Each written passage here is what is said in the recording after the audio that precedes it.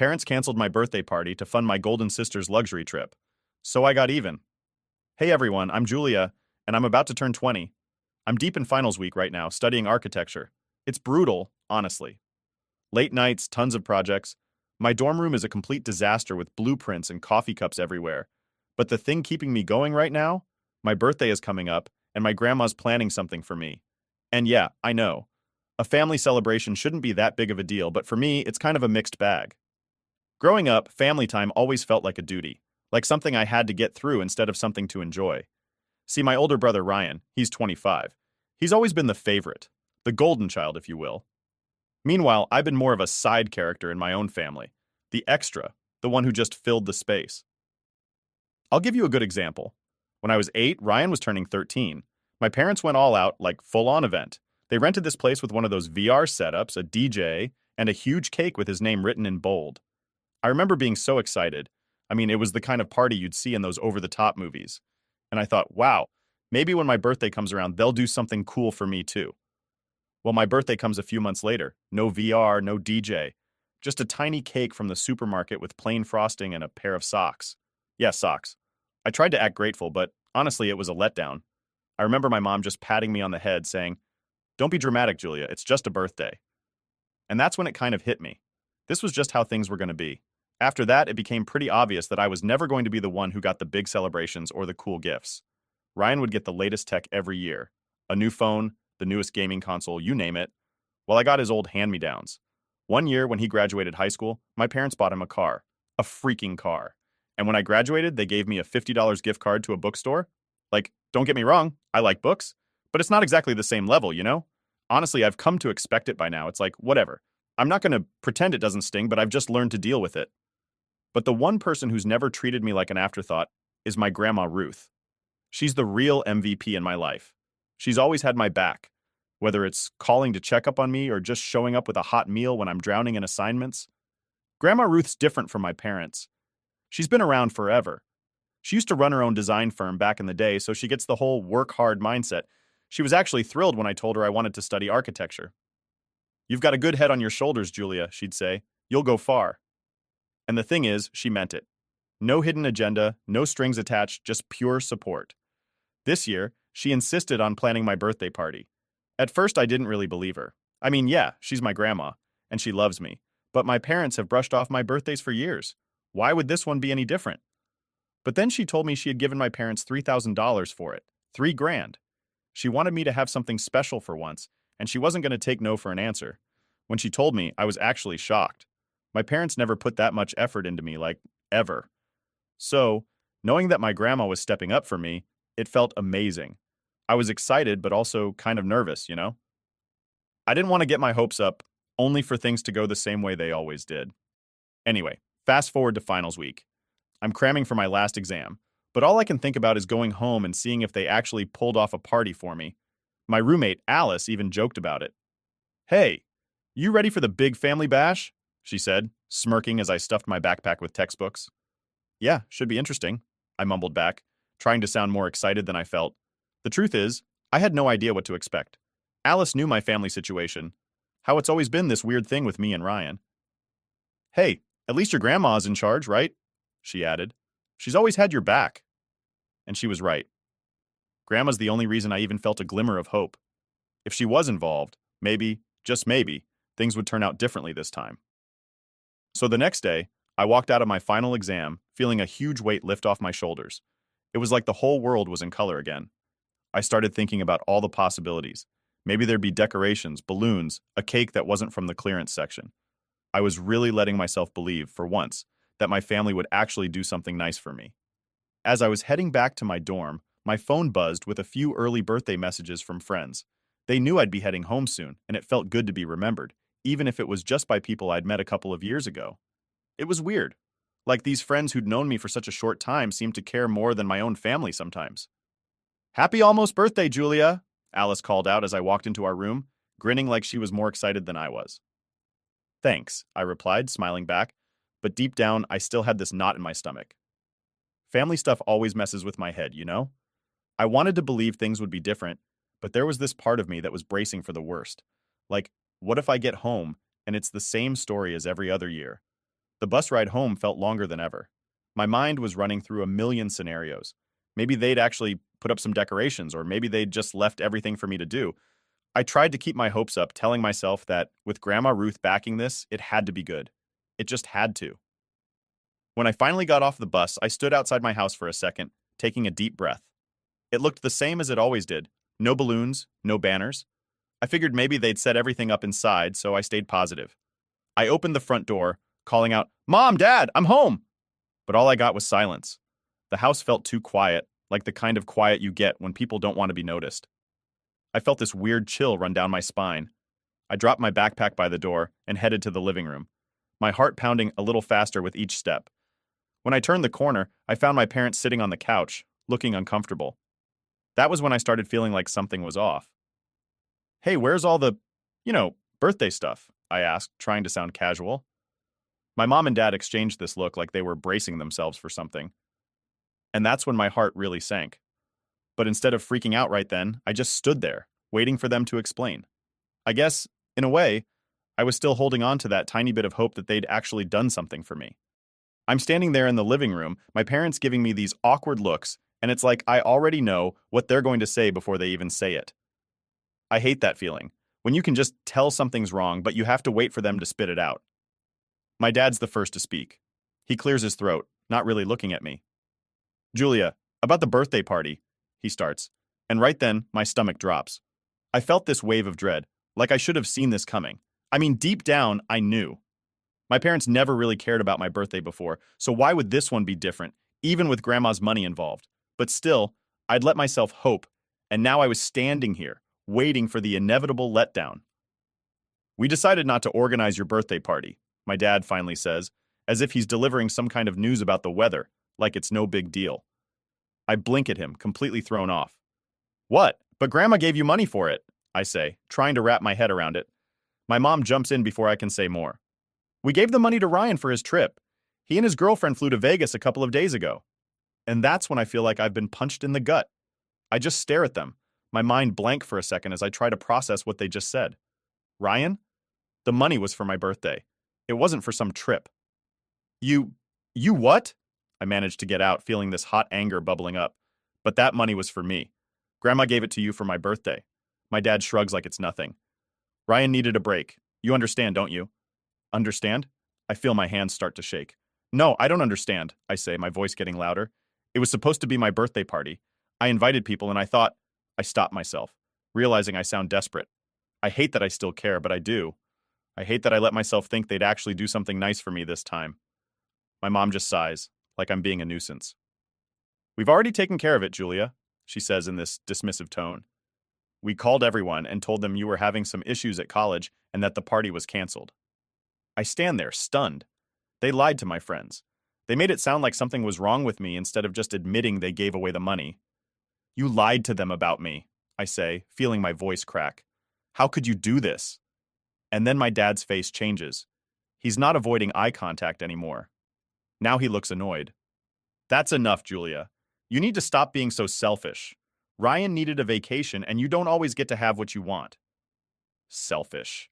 They always use that word like it's some magic trick to shut me down. I almost laugh because it's just so ridiculous. "How am I being selfish?" I snap back. "It was my birthday, my party. I've been waiting for this for weeks." And just when I think this whole mess can't get worse, the front door opens and for a second, I hope it's Ryan back early, maybe feeling guilty. But no, it's Grandma Ruth. She steps inside, her eyes narrowing as she takes in the scene. She's wearing that no-nonsense look she gets when she knows something's up. I can tell she already knows it's bad. "What's going on here?" she asks, her voice sharp. "Where's the party?" I look at my parents, waiting to see how they'll try to spin this one. They both freeze, and I swear it's like their kids caught with their hands in the cookie jar. My dad opens his mouth, but no words come out. My mom just looks down at the floor. It's pathetic, really. So I decide to speak up. I'm done letting them control the narrative. "There is no party, Grandma," I say, my voice shaking. "They gave the money to Ryan so he could go to Vegas instead." The words spill out before I can stop them, and I feel this mix of anger and sadness, but also relief. I'm tired of pretending everything's okay. The look on Grandma Ruth's face is one I've never seen before. It's like this mix of fury and disappointment, and for once it's not aimed at me. She's staring right at my parents, and they can't even look her in the eye. Is this true? She demands, her voice sharp as a knife. My parents just stand there, silent, and that silence says everything. Grandma Ruth's face hardens, and she shakes her head slowly. I cannot believe this, she says, and I can hear the hurt in her voice. She turns to me, her expression softening. Julia, go pack your things. You're coming with me. I feel a weight lift off my shoulders. Without a word, I rush upstairs, grabbing my backpack and throwing in some clothes. I can still hear Grandma's voice downstairs, and she's not holding back. I can't make out everything she's saying, but it's clear she's furious. And honestly, it feels kind of good to know that someone's finally standing up for me. When I come back downstairs, my parents are still standing there, looking like they've been caught doing something shameful. They don't even try to stop me as I walk past them. Grandma's waiting by the door, and she gives me this nod, like we're in this together. We walk out, and I don't look back. As we get into her car and drive away, I feel this strange mix of emotions. On one hand, I'm angry, angrier than I've ever been. But on the other hand, I feel this sense of freedom, like I'm finally breaking away from this messed up dynamic. And yeah, I'm upset about the party, but honestly, it's not even about that anymore. It's about years of feeling like I don't matter. Grandma doesn't say much as she drives. She just reaches over and pats my hand, and for the first time in a long while, I feel like someone actually sees me, like someone actually cares about how I feel. Don't you worry, dear, she says, her voice gentle but firm. We'll sort this out. You deserve better than this. And the way she says it, it's not like some empty promise. It's like she means it. We pull into her driveway, and she turns to me with this determined look in her eyes. This might not be the party you were expecting, Julia, but we're going to celebrate your birthday properly. I manage a small smile, feeling a bit of hope creep in. Thanks, Grandma, I say. And it's the first time in forever that I actually feel like maybe things are going to be okay. As we step inside her house, I know things are going to change. I don't know exactly how, but for the first time, I'm ready for it. So after I move in with Grandma Ruth, it's a bit of an adjustment. I mean, I've always felt comfortable around her, but living with her, it's different. I'm used to keeping my head down at home, avoiding attention so I don't get caught up in whatever drama my parents or Ryan are creating. But here it's just me and her, and I've got no reason to hide. For once, I can just be me. Grandma didn't waste any time making sure I felt welcome. We spent the evening ordering takeout, like a ton of it, and she had this huge grin on her face the whole time, like she was just happy to have me around. She didn't even let me lift a finger, saying, "It's your birthday, Julia. You get to relax." It felt weird, in a good way. I couldn't remember the last time someone went out of their way for me like that. As we ate, she started sharing stories from when she was younger. I'd heard a few of them before, but hearing them again now, it felt different. Like she was trying to remind me that there's more to life than whatever mess my parents are caught up in. She told me about how she built her design firm from scratch, how she faced people doubting her just because she was a woman, and how she proved them all wrong. And honestly, it was inspiring. It made me think that maybe I could build something for myself too. But even with all that good energy, I couldn't shake this feeling that something wasn't right. The whole thing with my parents was still eating at me. Like, why couldn't they just care about me the same way they do about Ryan? Why was it always so easy for them to just push me aside? I didn't want to let it ruin my time with Grandma, but it was there, nagging at the back of my mind. Finally, after dinner, we were sitting on the couch, and I just couldn't hold it in anymore. Grandma, I started, trying to find the right words. Why don't they love me like they love Ryan? She paused, her hand on her teacup, and I could see this look cross her face, like she'd been waiting for me to ask. She sighed, setting the cup down and turning to face me. Julia, I've been wanting to have this conversation for a while. I just didn't know when would be the right time. Now my heart's pounding, and I'm thinking, what does that even mean? But I just nod, trying to keep it together, because something about her tone tells me that whatever she's about to say isn't going to be easy to hear. She takes a deep breath, and then she looks me straight in the eyes. Your parents, they didn't want another child after Ryan. I sit there, completely stunned. What? I manage to say, my voice barely above a whisper. But why? My mind is racing, trying to make sense of it all. She continues, and there's this sadness in her eyes. They thought Ryan was enough. They were happy with just him. And when they found out about you, they were upset. Your mom, she had a rough pregnancy with you, and the birth was complicated. She nearly didn't make it. I feel this lump in my throat, and I can feel tears welling up, but I don't want to cry in front of her. So, it's my fault then? I say, and I hate how small my voice sounds, but I can't help it. Grandma's face softens, and she reaches out, grabbing my hand. No, Julia, it's not your fault at all. These things happen sometimes, and it's nobody's fault. But after that, your mom, she couldn't bring herself to bond with you. And your dad, well, he just went along with whatever she felt. I sit there, trying to take it all in. It's like this puzzle I've been trying to figure out for years, and now all the pieces are finally falling into place. But it doesn't make it any easier to hear. So, they just decided I didn't matter? I ask, and there's this bitterness in my voice that I've never let myself feel before. But now, I just can't hold it back. Pretty much, Grandma says quietly. But I fought for you, Julia. I convinced them to keep you, and I've tried to be there for you as much as I can because I know how they've treated you. I'm so sorry you had to go through that. And that's when the tears finally come. I've always known something was off. But hearing it confirmed, hearing that my own parents didn't even want me, it's like this heavy weight drops on my chest. I've spent so much time blaming myself, thinking I just wasn't good enough for them to care. But knowing they never even tried, that stings. Grandma pulls me into a hug and I let myself cry into her shoulder. She doesn't say anything, just holds me. And for the first time, I feel like someone actually understands. She's always been there for me, and right now that's all I need. After a while, she pulls back and looks at me, wiping the tears off my face. Listen to me, Julia. None of this is your fault. You are a bright, talented young woman, and you deserve to be treated with love and respect. If your parents can't see that, it's their loss. I nod, sniffling, and she gives me this determined look. You're not alone in this. I've got your back, and from now on, we're going to make sure you have the support you need no matter what. I don't know what to say, so I just hug her again. It feels good to know that I have at least one person on my side, someone who really cares about me. Not just because they have to, but because they want to. After a while, we end up watching some TV, just trying to take our minds off everything. But my brain is still buzzing with everything she told me. I keep going over it, replaying the conversation in my head, and I realize that it all makes so much sense now.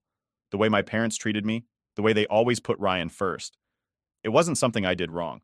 It was their choice, right from the beginning.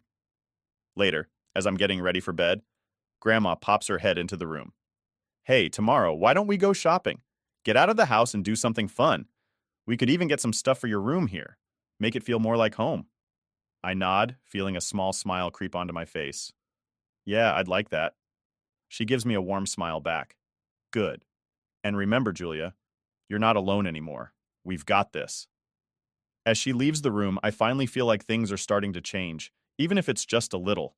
For so long, I felt trapped in this cycle where I could never be good enough for my family. But now I know that it wasn't even about me. It was about them and their choices. And with Grandma's help, maybe I can finally start to move on and focus on building something for myself. I lie down, staring at the ceiling, and I feel this weird mix of emotions. There's still a lot of pain, but for the first time, there's also hope. It's small, but it's there. And that's enough for now. So after I move in with Grandma Ruth, it's a bit of an adjustment. I mean, I've always felt comfortable around her, but living with her, it's different. I'm used to keeping my head down at home, avoiding attention so I don't get caught up in whatever drama my parents or Ryan are creating. But here it's just me and her, and I've got no reason to hide. For once, I can just be me. Grandma didn't waste any time making sure I felt welcome. We spent the evening ordering takeout, like a ton of it, and she had this huge grin on her face the whole time, like she was just happy to have me around. She didn't even let me lift a finger, saying, "It's your birthday, Julia. You get to relax." It felt weird, in a good way. I couldn't remember the last time someone went out of their way for me like that. As we ate, she started sharing stories from when she was younger. I'd heard a few of them before, but hearing them again now, it felt different. Like she was trying to remind me that there's more to life than whatever mess my parents are caught up in. She told me about how she built her design firm from scratch, how she faced people doubting her just because she was a woman, and how she proved them all wrong. And honestly, it was inspiring. It made me think that maybe I could build something for myself too. But even with all that good energy, I couldn't shake this feeling that something wasn't right. The whole thing with my parents was still eating at me. Like, why couldn't they just care about me the same way they do about Ryan? Why was it always so easy for them to just push me aside? I didn't want to let it ruin my time with Grandma, but it was there, nagging at the back of my mind. Finally, after dinner, we were sitting on the couch, and I just couldn't hold it in anymore. "Grandma," I started, trying to find the right words. "Why don't they love me like they love Ryan?" She paused, her hand on her teacup, and I could see this look cross her face, like she'd been waiting for me to ask. She sighed, setting the cup down and turning to face me. Julia, I've been wanting to have this conversation for a while. I just didn't know when would be the right time. Now my heart's pounding, and I'm thinking, what does that even mean? But I just nod, trying to keep it together, because something about her tone tells me that whatever she's about to say isn't going to be easy to hear. She takes a deep breath, and then she looks me straight in the eyes. Your parents. They didn't want another child after Ryan. I sit there, completely stunned. What? I manage to say, my voice barely above a whisper. But why? My mind is racing, trying to make sense of it all. She continues, and there's this sadness in her eyes. They thought Ryan was enough. They were happy with just him. And when they found out about you, they were upset. Your mom, she had a rough pregnancy with you, and the birth was complicated. She nearly didn't make it. I feel this lump in my throat, and I can feel tears welling up, but I don't want to cry in front of her. So, it's my fault then? I say, and I hate how small my voice sounds, but I can't help it. Grandma's face softens, and she reaches out, grabbing my hand. No, Julia, it's not your fault at all. These things happen sometimes, and it's nobody's fault. But after that, your mom, she couldn't bring herself to bond with you. And your dad, well, he just went along with whatever she felt. I sit there, trying to take it all in. It's like this puzzle I've been trying to figure out for years, and now all the pieces are finally falling into place. But it doesn't make it any easier to hear. So, they just decided I didn't matter? I ask, and there's this bitterness in my voice that I've never let myself feel before. But now, I just can't hold it back. We go back to our routine, but I can tell something's brewing. I'm on edge, half expecting another call from my parents, but it doesn't come. Instead, the next day I get a text from Ryan that just says, "We need to talk. Meet me at the park." I almost ignore it, but something in me decides to go. Maybe I'm looking for some closure, or maybe I just want to hear him admit that they messed up. Either way, I show up at the park, my arms crossed and my guard up. Ryan's already there, sitting on a bench, and when he sees me, he gets up and walks over. "Julia, thanks for coming," he starts, like he's trying to be polite. "What do you want, Ryan?" I ask, not bothering with small talk. "I already told you I'm not coming back." He looks around, like he's trying to figure out the best way to start. "It's not about that. I need you to talk to Grandma." I raise an eyebrow. "Talk to her about what?" "She's cutting us off, Julia," he says, and there's this desperation in his eyes. "She said she's not giving us any more money unless we make things right with you. Mom and Dad are freaking out." I can't help it. I actually laugh. "Oh, now they're worried, now that the money's on the line." "It's not just about the money," he insists, but I can tell even he doesn't believe that. "She's changing her will, Julia. She's leaving everything to you." I feel my mouth drop open. "What? Why?" Ryan sighs, running a hand through his hair. "Because she thinks we've treated you unfairly. She said if we don't make things right, she's going to leave us with nothing." For a second, I don't even know what to say. I knew Grandma was upset, but I didn't think she'd go this far. And then it hits me. She's actually standing up for me in a way no one else ever has. "You think I'm going to convince her to change her mind?" I say, crossing my arms. "After everything you and Mom and Dad have done?" Ryan looks desperate. "Please, Julia. You know how much they rely on her help. If she cuts us off, we're screwed." I shake my head. "That's not my problem, Ryan. Maybe if you guys had treated me like family instead of a backup plan, things would be different." He steps closer, and there's this edge in his voice now. "You really want to do this, huh? You want to be the reason our family falls apart?" I take a deep breath, standing my ground. "No, Ryan. Our family fell apart a long time ago, and if you can't see that, then I'm not the one who needs to fix anything." He stares at me, like he's trying to figure out how to respond. Finally, he just shakes his head. "You're making a mistake, Julia. You're going to regret this." I turn away, feeling this sense of finality. "We'll see about that." As I walk away, I feel a mix of emotions: anger, sadness, but also this strange sense of freedom. For the first time, I said what I needed to say, and I didn't back down. It feels like a small victory, but it's mine. When I get back to Grandma's, she's in the kitchen, humming as she prepares lunch. I tell her about the meeting, and she just nods, like she expected it. "I'm proud of you, Julia," she says. "You stood up for yourself." And right then, I know I made the right choice. For the first time, I feel like I'm taking control of my own life, and I'm not going to let anyone take that away from me. It's been a couple of weeks since that whole showdown with Ryan, and I'd like to say things have calmed down, but that's just not how my family operates. After I walked away from him at the park, I felt pretty good, like I was finally standing up for myself, and making choices for my own life. But of course, my parents didn't take that lying down. I started getting calls from them the very next day. First, it was just my dad, trying to sound reasonable. Julia, we need to talk. I think there's been some misunderstandings. Misunderstandings? That's his go-to line whenever he's trying to play peacemaker without actually fixing anything. I ignored it, figuring he'd get the hint. Spoiler, he didn't. Then came the texts. My mom started with the guilt trip classics, saying stuff like, "You know, Julia, family is everything. We're all you have." Right, because nothing says family like taking money meant for my birthday and handing it to my brother for a vacation. I didn't respond. I wasn't about to get sucked back into their drama when I'd finally found a way out.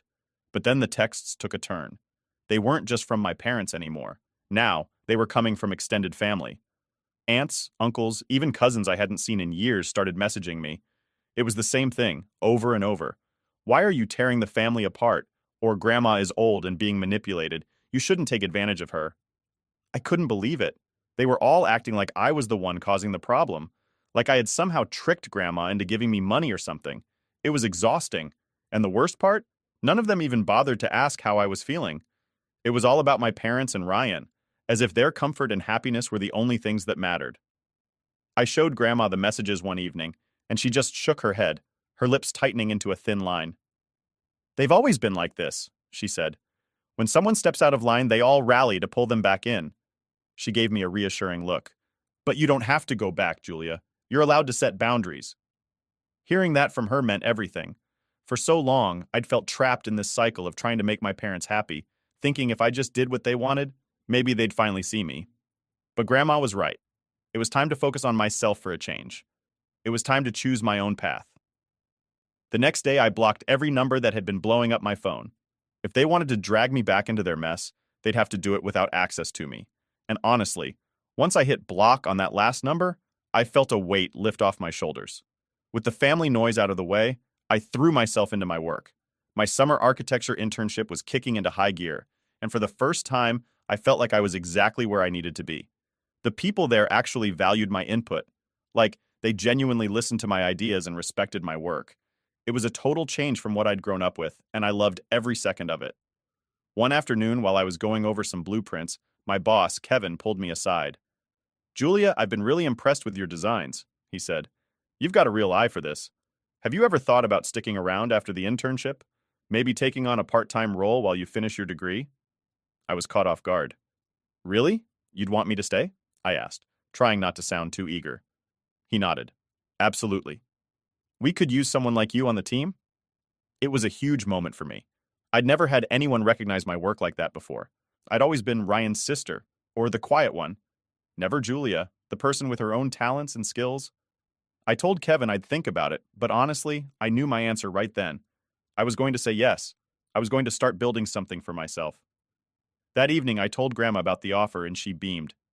"That's my girl," she said, giving me a hug. "You're going to do great things, Julia. I've always known it." And that's when it really hit me. I was free. Free from the expectations my parents had placed on me, free from being stuck in Ryan's shadow, free to make choices that were right for me. It felt like I was finally taking the first step toward a life that was mine. But, of course, nothing is ever that simple. A few days later, as I'm packing up some designs to bring to work, there's a knock at Grandma's door. I freeze, because deep down I know who it is. When Grandma opens the door, sure enough, it's my mom and dad standing there, looking like they've been practicing their concerned parent faces. I'm not even surprised, but I feel this tightness in my chest. Grandma steps aside, letting them in, and I brace myself for whatever speech they've prepared. "Julia, we're worried about you," my mom starts, her voice all soft and sweet, like she's the concerned mother who cares. "You've been avoiding us, and we don't understand why." I fold my arms, leaning against the counter. "You know exactly why. You didn't care about me until Grandma got involved. You think I'm just going to forget everything?" My dad chimes in. "We didn't know you felt this way, Julia. If we had known—" "If you had known," I interrupt, feeling my anger rise. "You've always known. You just didn't care. Ryan was always your priority." They exchange glances, the kind they do when they're trying to figure out how to handle me. "That's not true," my mom says, but she doesn't sound convincing, not even to herself. "We've always loved you. We just didn't know how to show it." I shake my head, feeling a mix of anger and pity. "Well, you've had 20 years to figure it out and you didn't. And now, just because there's money involved, you want to act like everything's fine? My dad's expression changes. This isn't about money, Julia. It's about family. I almost laugh. Right. And when exactly did you start caring about family? Before they can say anything else, Grandma steps in. I think it's time you both left, she says, her voice firm. Julia has made her decision, and I support her. She doesn't owe you anything. My parents look stunned, like they didn't expect her to side with me so strongly. My mom's eyes well up, and she puts on this whole act. Please, Julia, we're trying here. But I've heard enough. You're only trying because Grandma cut you off. Don't pretend it's anything else. Grandma opens the door, and without another word, my parents leave, looking more defeated than I've ever seen them. And honestly, I don't feel sorry for them. They made their choices, and now they have to live with them. After they're gone, I turn to Grandma, and she pulls me into a hug. You did the right thing, Julia. Sometimes standing up for yourself means letting people go. As I pull away, I finally feel that sense of freedom again, like I've let go of something I've been carrying my whole life. Thanks, Grandma, I say, and I mean it. I don't know what I'd do without you. She smiles. You're stronger than you think, Julia, and you're going to build a life that's yours, no matter what anyone else says. And for the first time, I believe her. David Carter stepped into the office lobby with a calm confidence, his tailored suit catching the glow of the morning light. What should have been an ordinary day took an extraordinary turn when the secretary, Sophie, locked eyes with him and tightened her grip on the phone, her expression shifting from polite to piercing suspicion. Her decision was instant. Without a second thought, she leaned toward the security guard and whispered, "We've got a situation here." This is the kind of story that cuts deep, brought to you by Real Life Stories New, where moments of truth redefine how we see the world. For David, a man who had built this company from the ground up, the cold skepticism in Sophie's voice wasn't just an insult, it was a gut-wrenching reminder of the prejudice he had battled his entire life. "Who are you, and how did you get in here?" Sophie demanded, her words laced with disbelief. David calmly introduced himself as the owner, but her eyes only narrowed further, her doubt transforming into a hardened resolve to prove him wrong. When the security guard moved to block his path, shoving him toward the exit, David's hands clenched tightly at his sides, not in fear, but in restraint. He could have raised his voice, called for a manager, or revealed his identity with force, but he chose a different path. In that moment, the humiliation burned hot, but the resolve in his heart burned hotter. The office staff watched in stunned silence, some curious, others complicit, as this showdown unfolded. What happened next, a revelation that would shake the entire office, left Sophie and the guards scrambling for words and shattered their illusions about who David Carter really was. Stay with us as Real Life Stories New uncovers this powerful moment of reckoning, where one man's quiet strength exposes the deep-rooted biases hiding in plain sight. David Carter stood tall, his calm demeanor masking the storm brewing inside him. He had faced challenges before, but there was something uniquely painful about being questioned in a place he had built from scratch. Sophie's piercing glare followed him as he approached her desk, her polished demeanor giving way to an air of rigid authority. "Excuse me, I'm David Carter," he began, his voice even but firm. "I'm here for a meeting."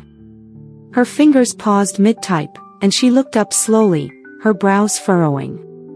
"I don't see your name on the list," she replied curtly, her tone sharp enough to cut through the tension hanging in the room.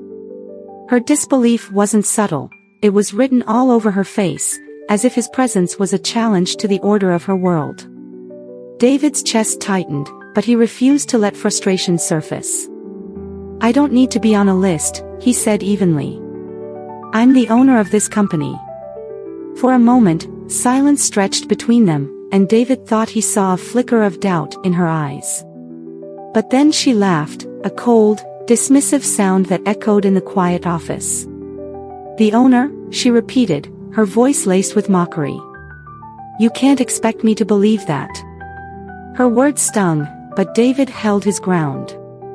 "Check my ID," he said, extending it toward her. Sophie didn't even glance at it. Instead, she leaned back in her chair, her gaze flickering to the security guard stationed nearby. A silent command passed between them, and the guard stepped forward, his bulk casting a shadow over David. "Let me see that," the guard growled, snatching the ID from David's hand. He examined it briefly before handing it back with a sneer. "This doesn't prove anything," he muttered. "You need to leave." David took a step back, his heart pounding. "You're making a mistake," he said, his voice steady but firm. "This is my company. I don't need your permission to be here." But Sophie wasn't listening. She stood abruptly, her chair scraping against the floor. "If you don't leave now," she warned, "I'll call the police. And don't think a fake ID will save you." The accusation was a slap to the face, but David's composure didn't waver. He squared his shoulders, meeting her gaze head-on.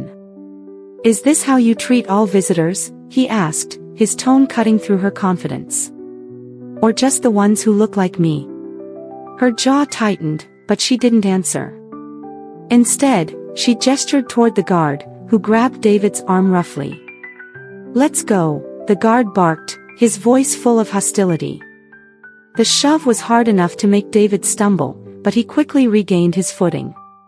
His fists clenched at his sides, the temptation to retaliate flashing briefly in his mind. But he knew that giving in to anger wouldn't change anything. He looked around the room, his eyes scanning the faces of the office staff. Some avoided his gaze, while others stared, their expressions ranging from smug amusement to unease. Not a single person spoke up.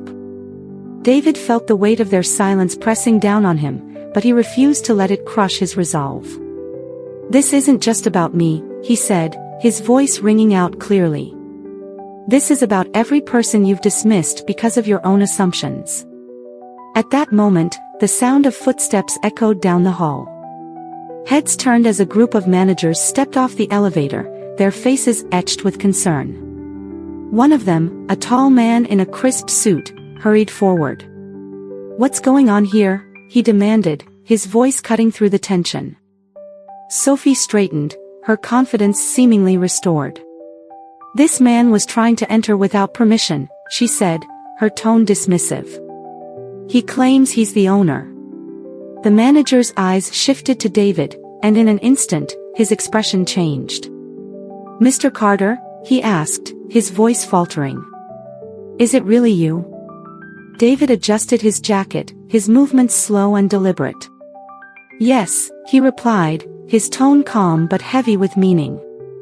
"It's me." The silence that followed was deafening. Sophie froze, her face draining of color as realization hit. The guard stepped back hastily, his earlier bravado vanishing. Around the room, whispers began to spread, the weight of the truth settling like a heavy fog over the office. The manager stammered an apology, but David barely heard him. His focus was on Sophie, whose confident veneer had crumbled into a mask of regret. For the first time, she seemed truly unsure of herself, her hands trembling slightly as she tried to find the right words. David didn't need to say much. His presence alone had already rewritten the narrative Sophie and the guard had crafted. The moment was a quiet triumph, but the sting of humiliation lingered, a reminder of the prejudice he had just endured. David stood in the center of the room, his presence commanding a silence that felt heavier than words could fill. His gaze swept across the office, taking in the faces of those who had chosen to watch rather than act, their discomfort now visible. Sophie's apology trembled in the air, but David didn't respond immediately. Instead, he let the weight of the moment sink in for everyone, including himself. "This isn't just about me," David finally said, his voice steady but laced with quiet emotion. "It's about how easily we let assumptions shape our actions. Today, I was judged not for who I am, but for what others thought I couldn't be." His words hung in the air, leaving a profound stillness in their wake. Sophie's face flushed with shame, and the guard shifted uncomfortably, his earlier bravado replaced by regret.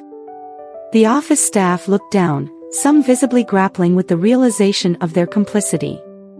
For David, this was more than just vindication, it was an opportunity to challenge the prejudices that often go unchecked. Turning back to Sophie, David's tone softened, but his words carried weight. "The real work begins when we choose to see beyond our biases," he said. "I hope this moment stays with you, not as a mark of shame, but as a chance to grow." With that, David adjusted his suit and walked away, his stride steady, leaving behind a room filled with reflection and unanswered questions. It wasn't a victory parade, it was a quiet, powerful statement of dignity and grace. This story reminds us that change starts with accountability, and it's up to us to create a world where everyone is seen for their potential, not their appearance. If this message resonated with you, help us spread stories like this by liking, sharing, and subscribing to Real Life Stories New. Let's work together to reach 10,000 subscribers and keep these powerful lessons alive.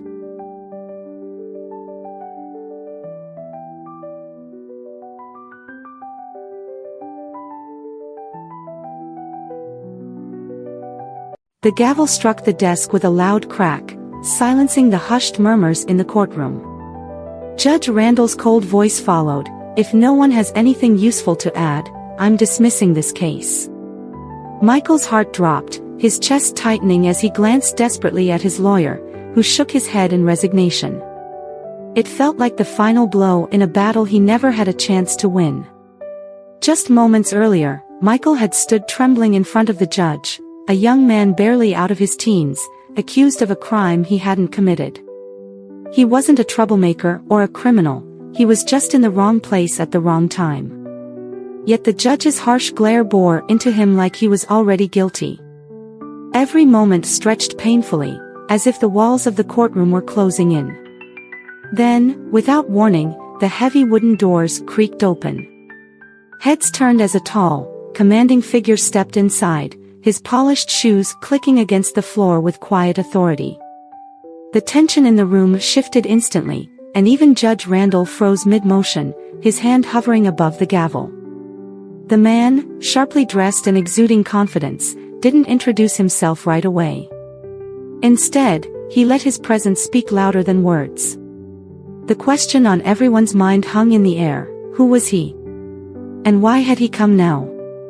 This is the kind of extraordinary moment we bring you on Real Life Stories New. What happens next will change everything, for Michael, for the judge, and perhaps even for how justice is served. The air in the courtroom was thick with tension, every breath heavier than the last. Michael sat frozen, his hands gripping the edge of the table as if it were the only thing keeping him grounded. Judge Randall's gaze bore down on him, unrelenting and sharp, a silent verdict before the gavel even fell. Michael tried to stay calm, but his thoughts raced. What happens to my mom if this goes wrong? What happens to me?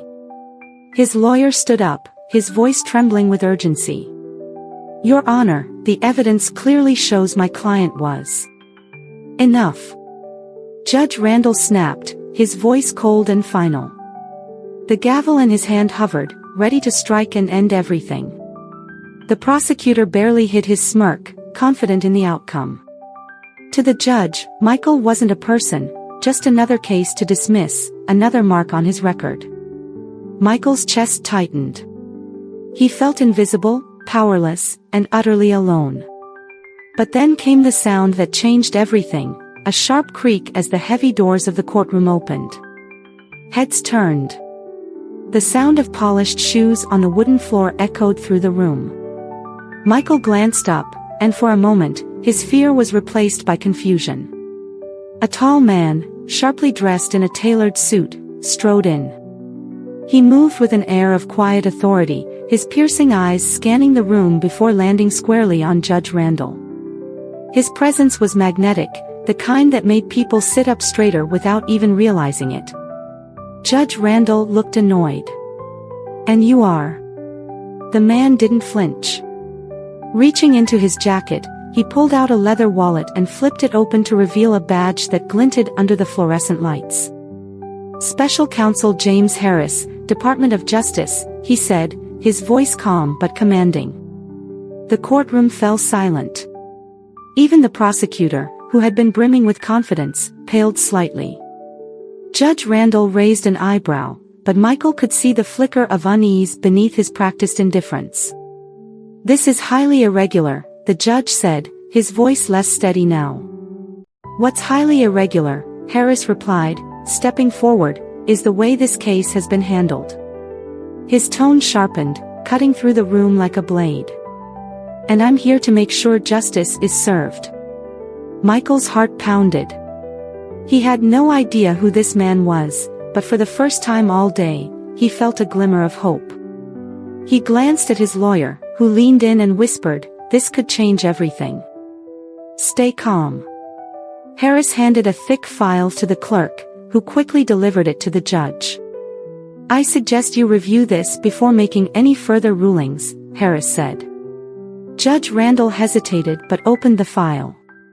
As he flipped through the pages, his expression darkened. Beads of sweat formed on his forehead. The room felt charged, the weight of the moment pressing down on everyone. "What is this?" the judge asked, his voice strained. "Documentation," Harris replied coolly, "detailing not just my client's innocence but a troubling pattern in your rulings, specifically, against young defendants from marginalized backgrounds." The gallery erupted in whispers. Michael's lawyer stood, his voice steadier now. "Your Honor, this evidence speaks for itself. I renew my motion to dismiss all charges." The judge's hand trembled as he gripped the edge of the bench. His usual confidence was gone, replaced by a visible unease. "This is outrageous," he muttered, but his voice lacked its usual authority. Harris didn't back down. "Outrageous? No, Your Honor. What's outrageous is denying a fair trial because of bias. What's outrageous is using this courtroom to perpetuate injustice." He stepped closer, locking eyes with the judge. "The Department of Justice will not tolerate this any longer." Michael watched in stunned silence.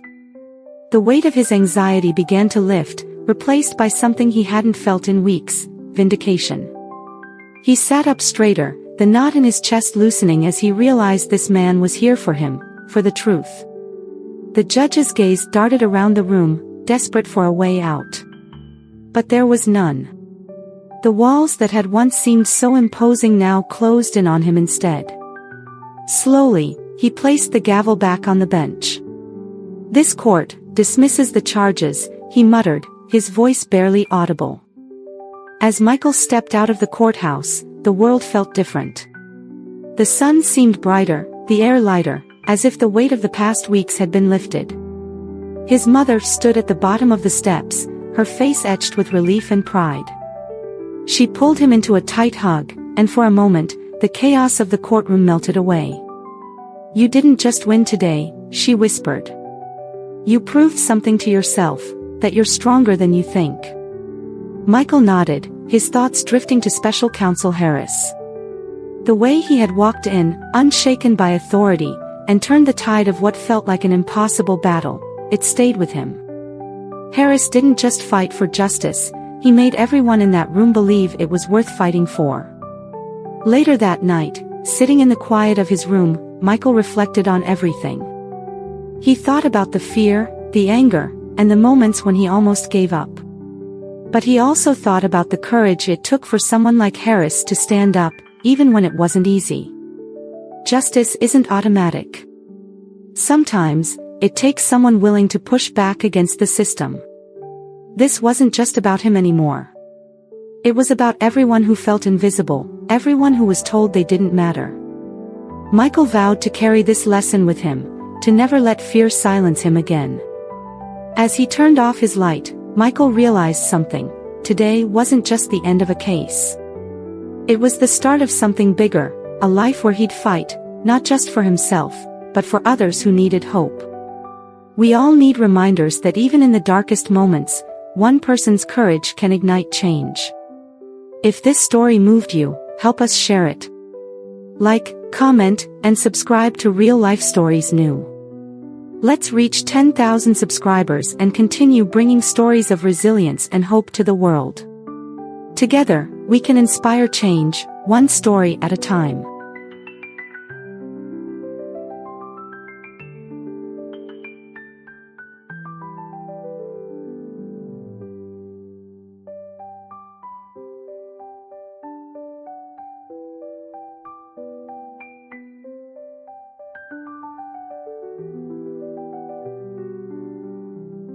Dad and stepmom find out they have a year left to force me split my late mom's money with their kids, so they make my life miserable, and I did this.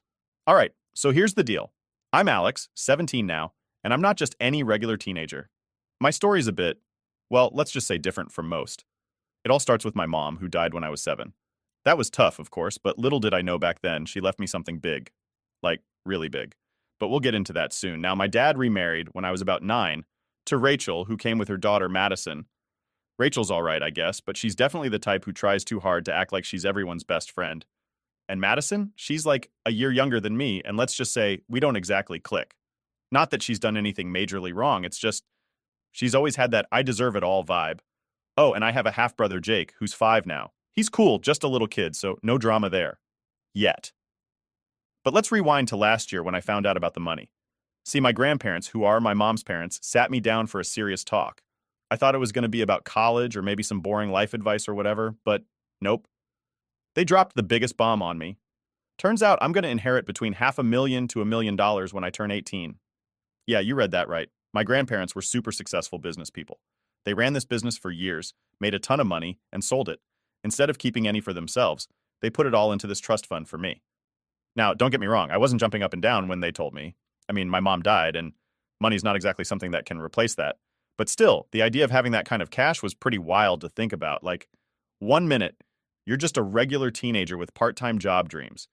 And the next, you're going to be set for life. Kind of a lot to process. My mom had this whole plan set up before she passed.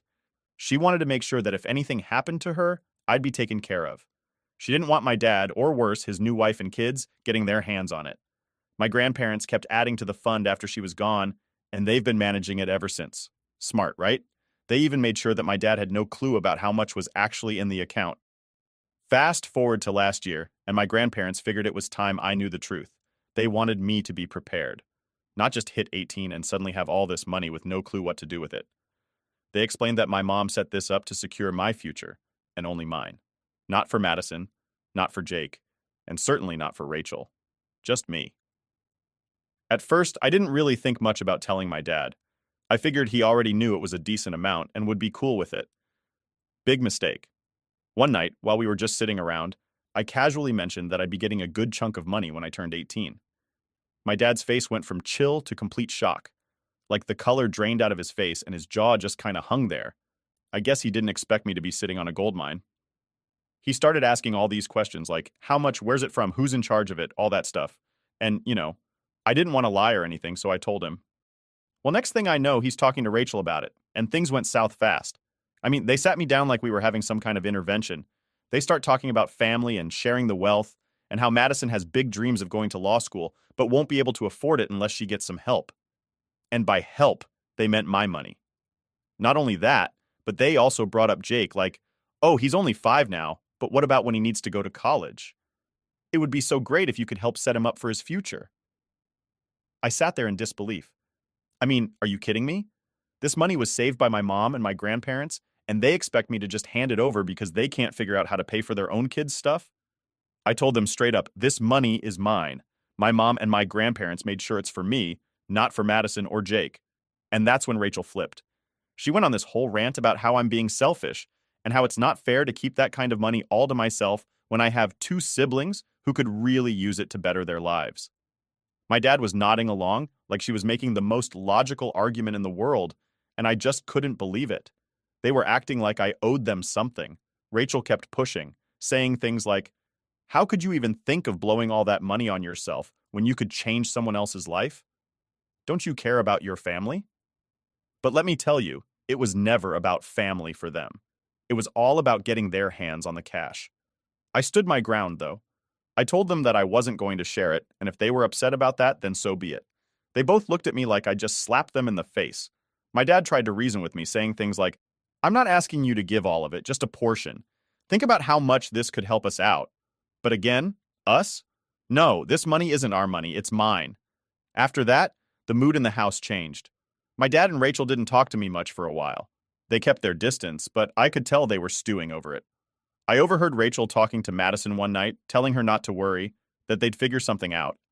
I couldn't help but feel like they were planning something behind my back.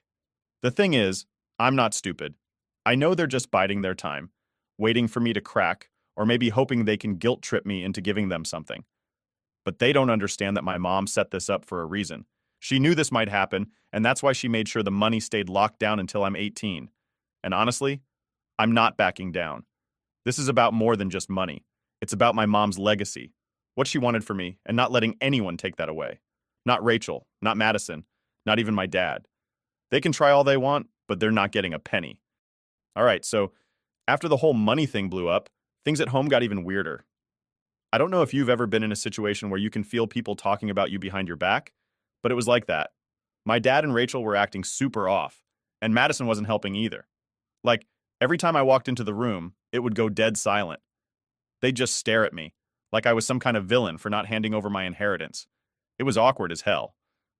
Anyway, one day, Rachel decided to take things up a notch. She pulled me aside in the kitchen and tried to have this heart-to-heart conversation.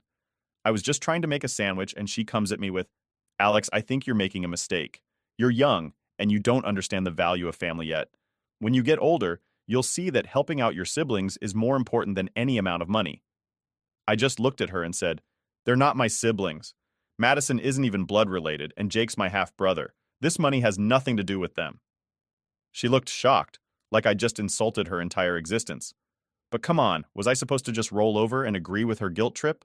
Rachel wasn't done, though. She tried to go on about how family isn't just about blood, and how I should show compassion, but I wasn't buying any of it.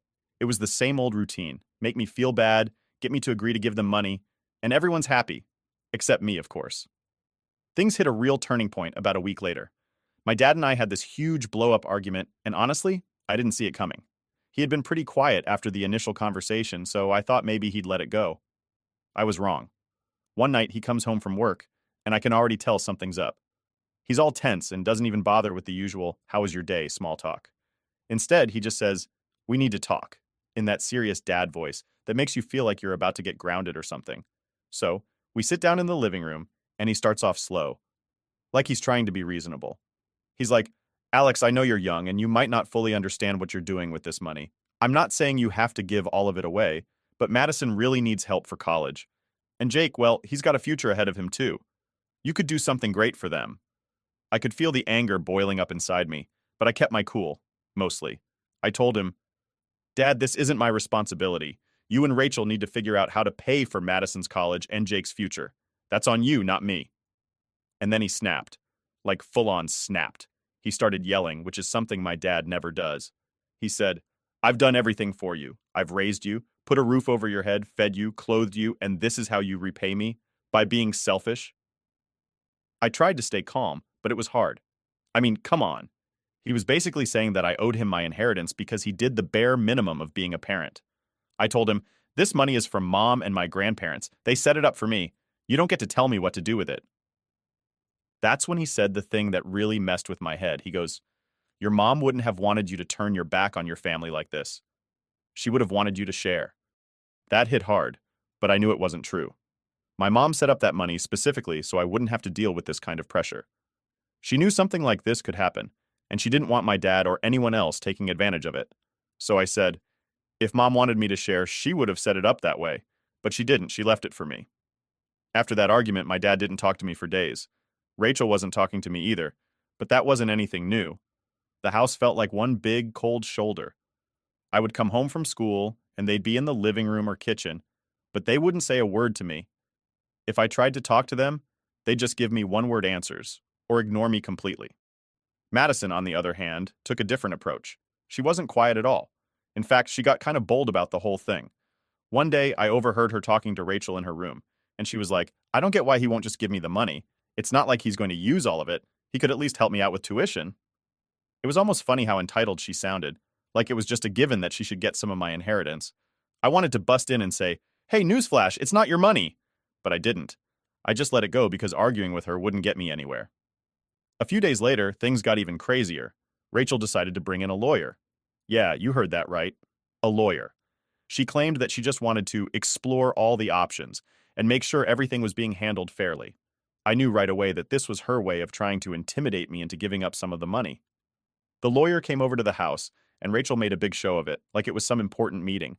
My dad was there too, but he stayed quiet, letting Rachel do most of the talking. She kept saying things like, "We just want to make sure Alex understands the legal side of things, and we're concerned about how this money is being distributed." The lawyer, though, didn't seem all that interested. He basically told them that there wasn't much they could do because the money was in a trust set up by my mom and grandparents.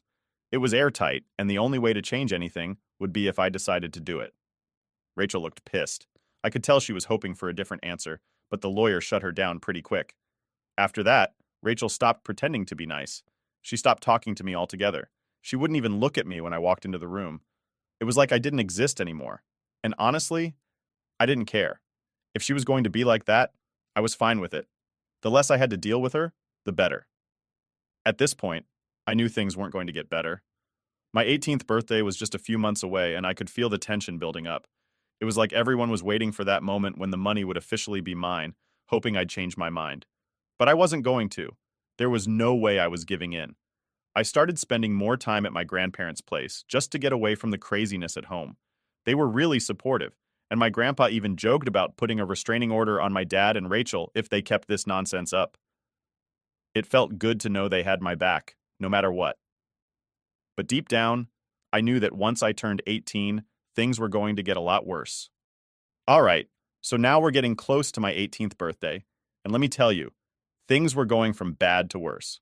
If I thought my dad and Rachel were being weird before, they took it to a whole new level as the big day got closer. It was like they were just waiting for me to slip up or magically change my mind about the money.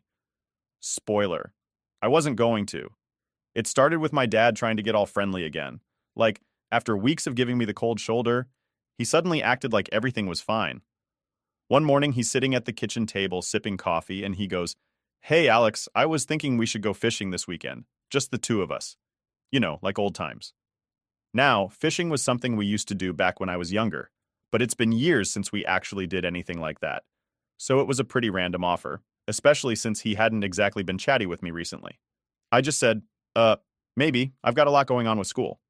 I wasn't going to just fall for the whole let's be buddies again thing after everything he pulled. He didn't push it, but I could tell he was disappointed. Honestly, it felt like he was trying to butter me up so I'd be more open to giving away some of my inheritance. But I wasn't stupid. I knew what this was really about. While my dad was trying the whole nice guy routine, Rachel was up to something else entirely. One day, I came home from school and she's in the living room with a bunch of paperwork spread out on the coffee table. I didn't think much of it at first. She's always got her nose in some paperwork. But then I saw one of the papers had my name on it. I asked her, "What's all this?" And she looked up with this fake smile, like she was trying so hard to be friendly. "Oh, just going over some legal stuff," she said casually. "We want to make sure everything's in order for when you turn 18. Now, I knew Rachel worked in finance or something like that, but this was different. It wasn't just regular paperwork, it was about me and my money. I didn't say anything at the moment, but I made a mental note to keep an eye on her. Something about it didn't sit right with me. A few days later, everything came to a head. My dad sat me down again, this time with Rachel right there, and they hit me with it. "Alex," my dad started, "we've been thinking, and we really believe that once you have access to the money, you should consider helping out Madison with her college costs." I knew this was coming, but it still pissed me off. I just looked at him and said, "Dad, we've been over this. That money isn't for her. It's for me. Mom and my grandparents set it up specifically for me, and I'm not giving it away." Rachel, of course, jumped in with her guilt trip tactics. "But Alex, you're going to have so much money. More than you'll ever need. Madison's worked so hard and she deserves a chance at a good future. You could help make that happen for her." I had to bite my tongue. It wasn't that I didn't care about Madison wanting to go to college or whatever, but this was my future we were talking about. And honestly, it wasn't my job to pay for her life. "I get that," I said, trying to stay calm. "But it's not my responsibility. If you and Dad want to help her, then you should figure that out. But I'm not giving away my inheritance." That's when Rachel got really mad. She stood up and started pacing around the room, throwing her hands in the air like she couldn't believe what I was saying. "This is ridiculous," she yelled. "You're sitting on a fortune, and you're just going to hoard it all for yourself? What kind of person does that?" I didn't even have a chance to respond before my dad jumped in too. "She's right, Alex. You need to think about your family. We've all made sacrifices for you, and this is how you repay us?" That was it. I'd had enough. I stood up and said, "Sacrifices? What sacrifices? I've been living in this house, going to school, doing my own thing. I haven't asked you for anything. And now because I'm finally getting something for myself, you think I owe it to you?" They were both stunned. I could see it in their faces. They didn't expect me to push back so hard, but I was done being pushed around. A few days after that fight, I got a call from my mom's lawyer. He told me that my dad had been in touch with him, asking about the details of the trust fund. Apparently, he wanted to see if there was any way to challenge the way it was set up. When I heard that, I felt my blood boil. My dad wasn't just trying to guilt me into giving up the money. He was actually trying to find a way to force me to do it. I called my grandpa right away and told him everything. He wasn't happy, to say the least. "Don't worry, Alex," he said. "We've got everything locked down tight. Your dad can't touch a penny of that money, and neither can Rachel." That made me feel a little better, but I still couldn't believe my dad would go that far. It wasn't even about the money at this point. It was about the principle. This was supposed to be for my future, something my mom wanted for me, and here was my dad, trying to take that away just because he and Rachel couldn't get their finances together. Things got even crazier as my birthday got closer. Rachel started being even colder toward me, barely acknowledging my existence whenever I was around. Madison, too. It was like I wasn't part of the family anymore. Every conversation was short and awkward, like they were just waiting for me to turn 18 so they could make one last push for the money. But the final straw came about a week before my birthday. My dad came to me again, this time without Rachel. He looked tired, like he hadn't been sleeping, and I could tell he was about to make some kind of big ask. "Alex," he said, "I know things have been tense around here, and I just want to clear the air. I've been thinking a lot about this money situation, and I get that it's yours. I really do.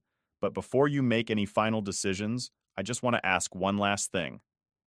I already knew what was coming, but I let him continue. "Madison's future depends on this, Alex.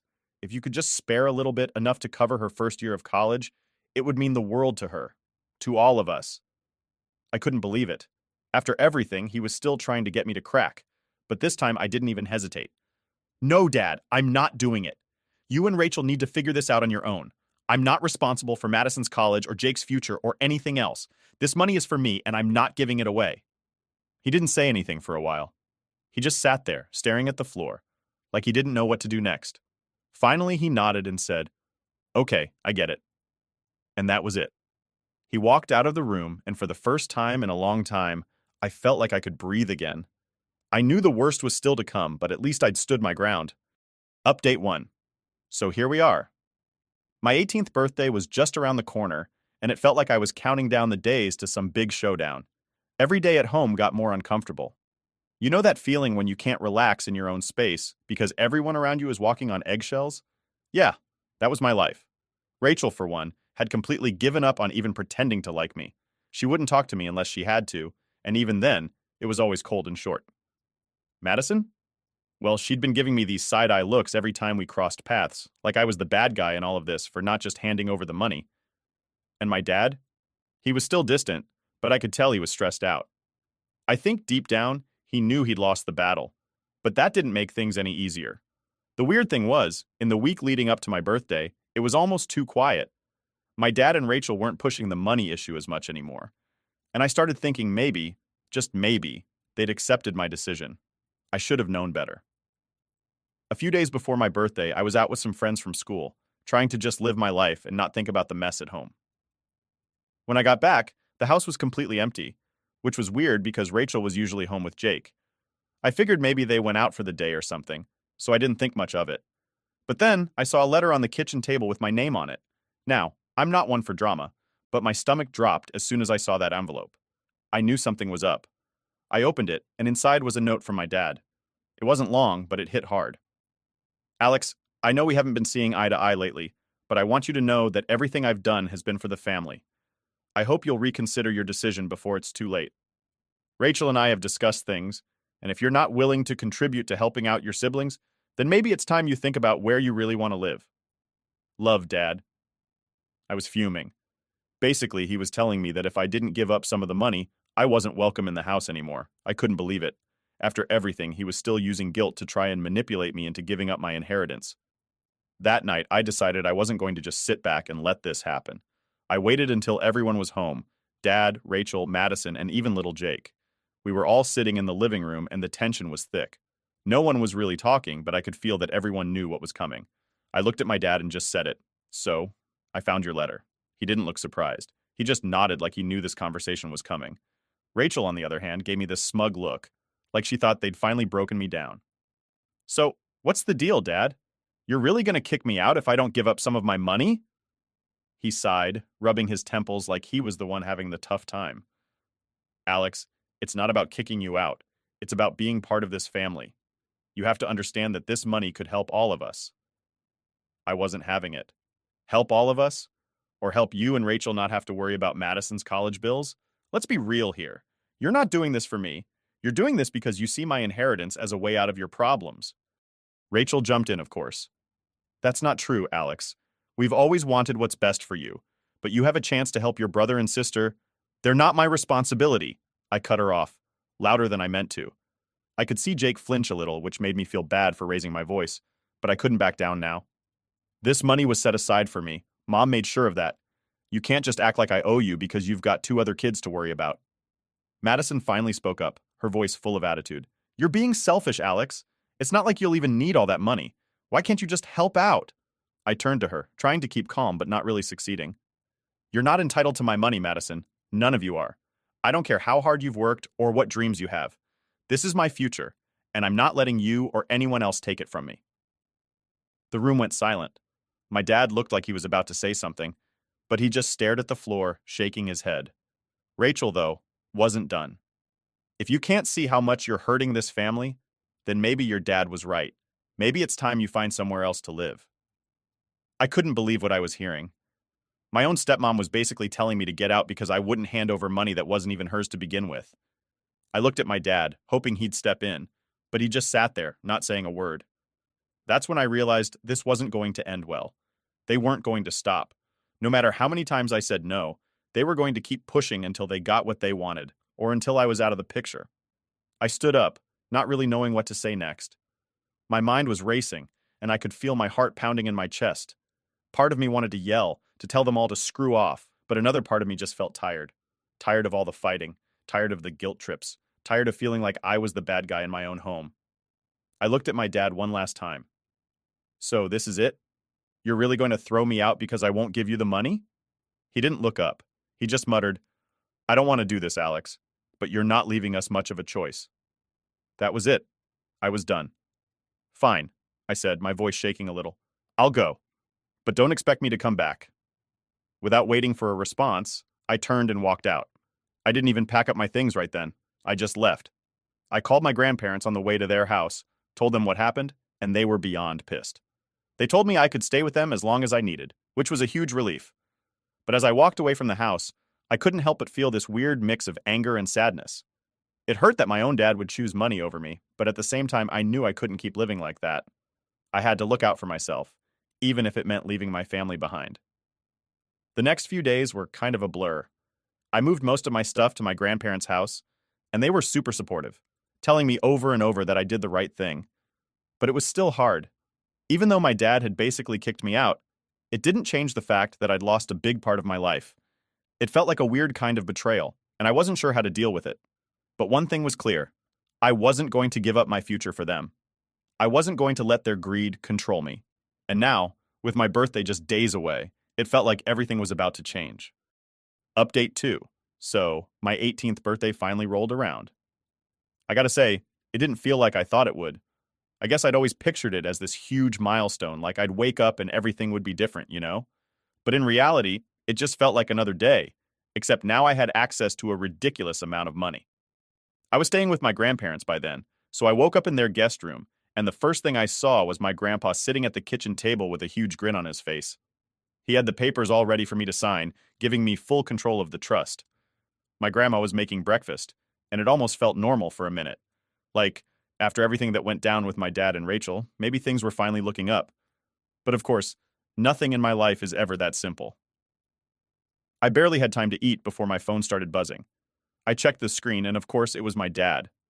I hadn't spoken to him since I left, and honestly, I wasn't sure I wanted to.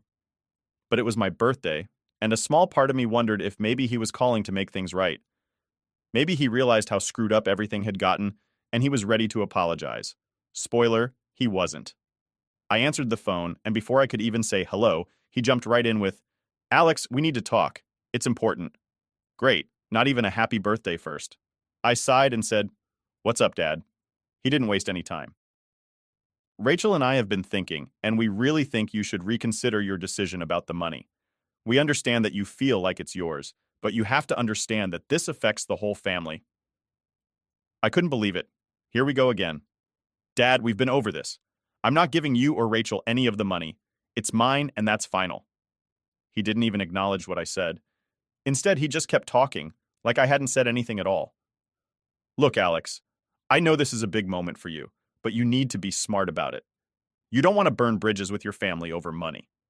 I clenched my jaw, trying not to lose it. Dad, you kicked me out because I wouldn't give you the money. That wasn't me burning bridges. That was you. There was silence on the other end for a moment, and I could hear him breathing heavily, like he was trying to control himself. I didn't kick you out. You chose to leave. I almost laughed. You told me to figure out where I wanted to live if I wasn't going to share the money. What else was I supposed to do? He paused again, then finally said, Look, this doesn't have to be a big fight. We can work something out. Maybe just help Madison with her first year of college, and we can all move past this. I'd had enough. I couldn't take it anymore. Dad, I'm done. I'm done with all of this. You're not getting any money, and if you can't accept that, then we don't have anything else to talk about. Before he could say anything else, I hung up. My heart was pounding, and I felt like I was going to explode. This was supposed to be my day, but of course he had to ruin it by dragging me back into the same argument we'd been having for months. After that call, I realized I couldn't keep living in this weird limbo where I was waiting for things to get better with my dad. It was clear that to him and Rachel, the money was more important than anything else, and if they couldn't see that, then there was no point in holding out hope that things would ever be normal again. I sat down with my grandparents and told them everything. They'd been really supportive throughout the whole mess, but I could tell they were worried about how things were going to play out now that I had control of the money. My grandpa, always the practical one, said, Alex, you're going to have to make some tough decisions. This isn't just about the money anymore. It's about your relationship with your dad. You need to decide if you're willing to cut ties or if you're going to try and work things out. I knew he was right. I'd been avoiding the real issue, hoping that once the money was officially mine, everything would just magically resolve itself. But that wasn't going to happen, so I made a decision. I wasn't going to give my dad or Rachel any money, no matter what. But I also wasn't going to keep putting myself through the emotional ringer, waiting for them to come around. I needed to move on with my life, and if that meant cutting them out, then so be it. A few days after my birthday, I got another call, this time from Madison. I almost didn't answer, but curiosity got the best of me. I hadn't heard from her directly since everything went down, and I was kind of wondering what she had to say. When I picked up, she was surprisingly calm. No attitude, no guilt trips. She just said, Hey Alex, can we talk? I was cautious, but said, Sure, what's up? She sighed. Look, I know things have been rough between us lately, and I get that you don't want to give me any money. I'm not here to argue with you about that. I just wanted to say that I'm sorry for how things turned out. I wasn't expecting that. At all. Thanks, I guess. There was a pause, and then she said, I never wanted things to get this bad. I know I was being entitled, and that wasn't fair to you. I don't know. I guess I was desperate because college is expensive, and I thought maybe you'd help me out. But I get it now. It's your money, and you don't owe me anything. I didn't really know what to say. Part of me wanted to tell her off, but another part of me appreciated that she was at least acknowledging how screwed up things had gotten. Thanks for saying that, I finally said. But you're right. This whole situation sucks, and I wish it hadn't gone down this way. But it is what it is.